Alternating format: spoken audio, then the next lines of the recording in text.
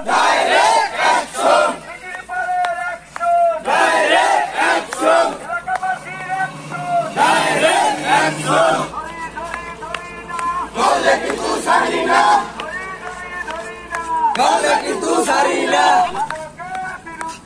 Direct action! যারা মাদক দিয়ে এই সমাজটাকে ধ্বংস করতেছে তাদেরকে সমাজের ভিতরে চিহ্নিত করতে হবে, তাদেরকে সামাজিকভাবে বয়কট করতে হবে, তাদের যে কোনো আচার অনুষ্ঠান বয়কট করতে হবে, তাদের কোনো দাওয়াতে মুসলমানরা যেতে পারে না, তাদেরকে সালাম দেওয়া যাবে না, তাদেরকে ঘৃণা করতে হবে, তারা যদি অসুস্থ হয়ে যায় তাদের সেবা করা যাবে না, তারা যদি মারা যায় তাদের জানাজায় অংশগ্রহণ করা যাবে না।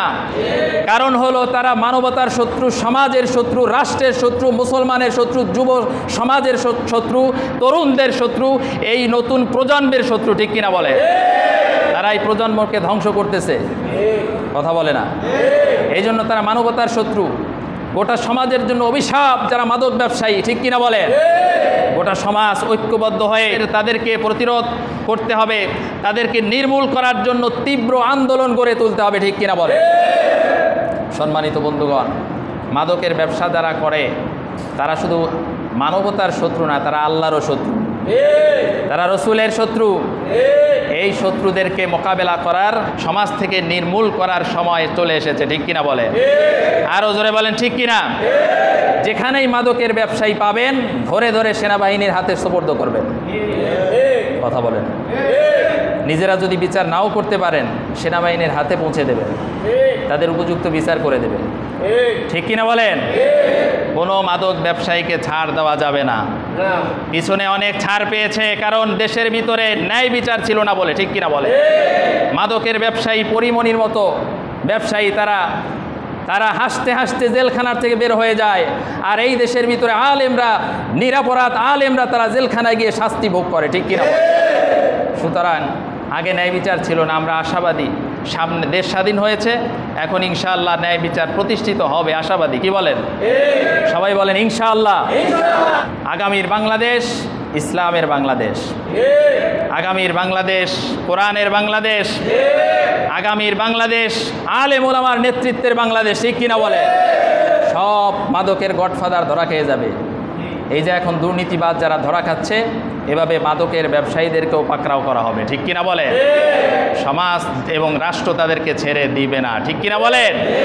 কাজেই আমরা মাদক ব্যবসায়ীদের বিরুদ্ধে ঐক্যবদ্ধ হব, পারবো ইনশাআল্লাহ। আজকে এই আলোচনাটা করলাম এই জন্য, সমাজ যদি ঐক্যবদ্ধ থাকে ওই সমাজের মধ্যে মাদকের ব্যবসায়ীরা বেশি একটা সুবিধা করতে পারবে না। কি বলেন? আমাদের এই যে পার্শ্ববর্তী চারঘাটা জামে মসজিদ থেকে আজকে জুমার নামাজের বাদে মাদক বিরোধী একটা মিছিল বের হবে, বিক্ষোভ মিছিল। আপনারা প্রত্যেকে সেই মিছিলে অংশগ্রহণ করবেন, পারবেন ইনশাআল্লাহ। এটা প্রত্যেক মুসলমানের ইমানি দায়িত্ব। কি বলেন? প্রতিটা মুসলমানের ইমানি দায়িত্ব এই মিছিলে অংশগ্রহণ করা। এই সমাজ থেকে আমরা মাদক নির্মূল করে ছাড়বো ইনশাআল্লাহ। সবাই রাজি আছেন? কারা কারা মিছিলে যাবেন না হাত তোলেন? মিছিলে যাবেন না কারা কারা? সবাই যাবেন? সবাই যাবেন তো? এবার কারা কারা যাবেন হাত তোলেন? সবাই হাত তোলেন, সবাই হাত তোলেন, সবাই হাত তোলেন, সবাই হাত তোলেন ইনশাআল্লাহ। যারা মেহমান আছে, যারা মেহমান আছে তাদের কথা ভিন্ন, তাদের কথা ভিন্ন। মেহমান বৃন্দ যারা আছেন তারা তো চলে যাবে নাকি?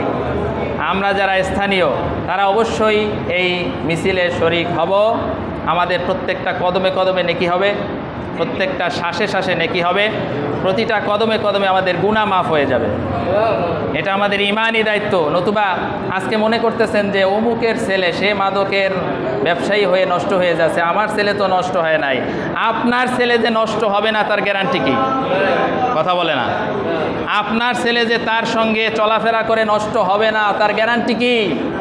কাজেই অভিভাবকদেরকে বলবো, অভিভাবক যারা আছেন প্রত্যেকে সোচ্চার হন এবং নিজ দায়িত্বে আপনার সন্তানকে খারাপ ছেলেদের সাথে মেশা থেকে বিরত রাখুন। যারা মাদকের ব্যবসা করে আপনার ছেলে তাদের সাথে মেশে কিনা খেয়াল রাখুন।